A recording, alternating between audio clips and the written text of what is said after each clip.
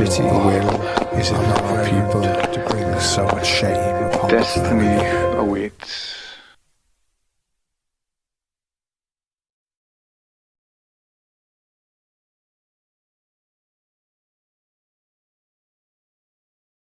We were off to Edinburgh. The dream was now a reality. It was just brilliant. It was, what an experience. It was just unbelievable. So our journey to Edinburgh, what can I say? That was eventful, to say the least. Tip my hat off to Stuart. He envisaged this going from script to stage many years prior to us going on that coach. And he pushed and pushed. He's got a Welsh seam of coal that's been burnt inside him. He's got a furnace going. Edinburgh, the Fringe. Now that was a one-off for me. Never been to Edinburgh before, never mind the Fringe. I suppose as an actor, I'm not a fully trained stage or film actor. And I always felt that the Edinburgh Fringe was meant for real actors. 8 days at the Edinburgh Fringe. I've experienced a lot in my life, I can tell you, but those 8 days were probably the most unique 8 days I've ever spent. And then when we get to the performances themselves, they were absolutely incredible. Everyone just performed out of their skins. And to then go to the Fringe, where, you know, you've got so many performers, so many people coming together in a collaborative workspace, doing comedies, dramas, you know, stand-up comedy. You've got absolutely everything. You've got people from all around the world coming to one place to perform. It's something I'd always wanted to do. I mean, that's, you know, I think it's every actor wants to perform in the Edinburgh Fringe Festival. So being given that opportunity, I'm extremely grateful to the play, to the team, to everyone for taking a chance on me to play the role and be given that opportunity to go to Edinburgh.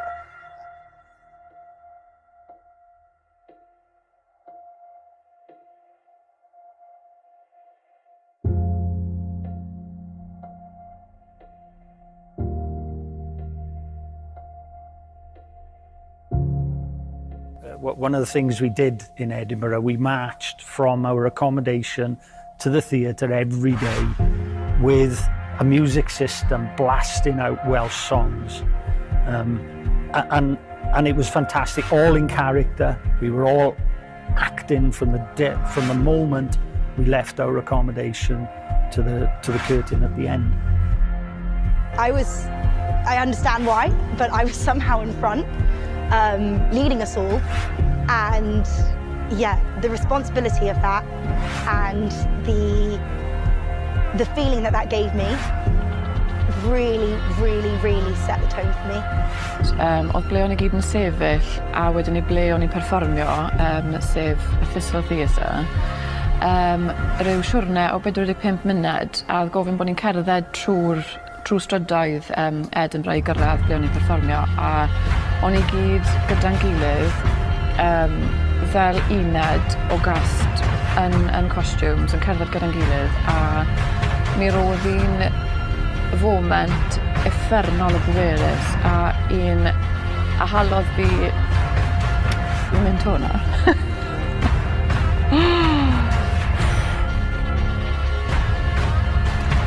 Halodd fi dymlo yn browd iawn I fod yn Gymraes.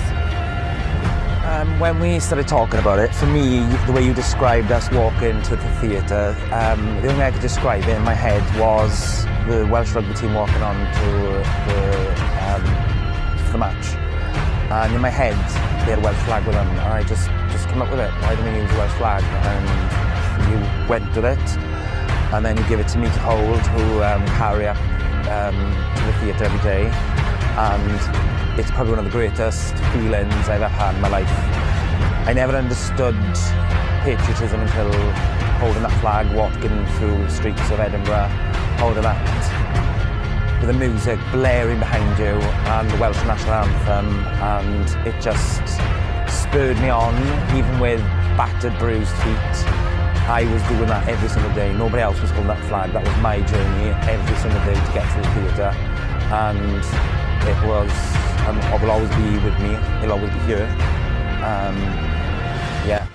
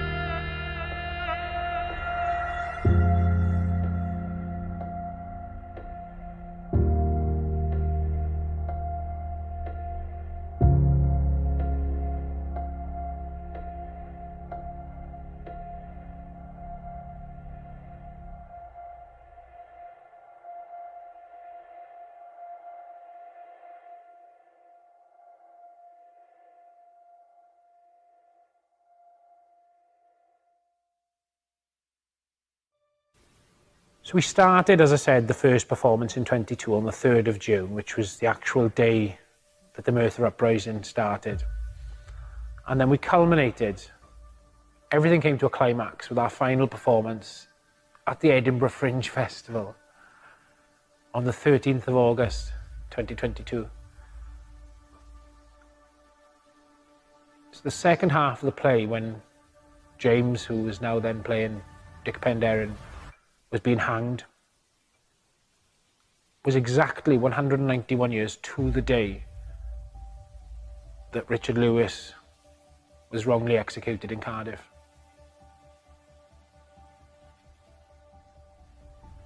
Yeah, you know what? It was and is like one big family, really. And like every family, I guess they have their infighting, their love, their camaraderie, looking after each other. It's all that it is, like a big family. And it's funny, really, because you can see certain members of the cast fit in to perceived family members, as it were, then. And it was lovely. It was lovely to share an experience with such a great group of people. Some of the guys I've been fortunate to work with before, so it was nice to get to work with them in a different capacity, in a different type of job. I've worked with so Di Reese, we worked on a number of projects before together, but nothing in Edinburgh. So this was what an amazing opportunity. Never on a tour before. We've just done stuff locally and kind of semi-locally. So that it was really nice to work with Di again.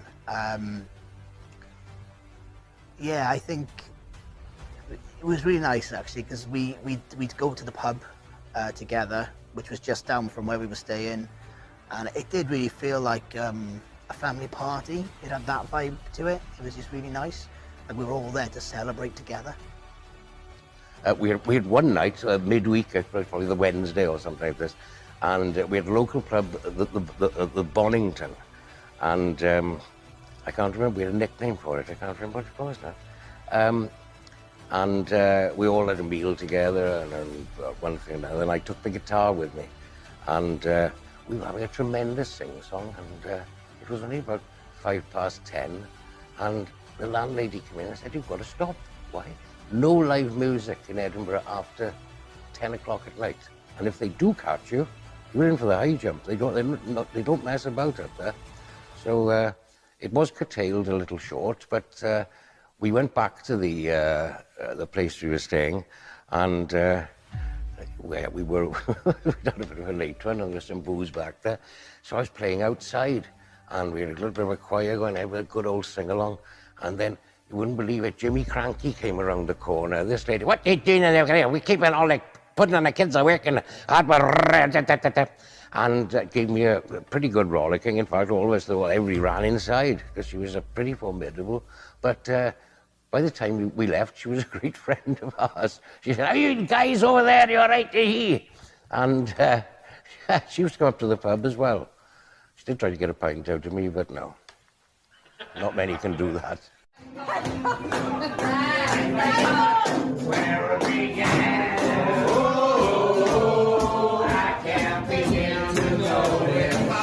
All my ex-wife that I know that's going wrong. Once in the spring, spring that became a summer. Who would have believed you'd come along?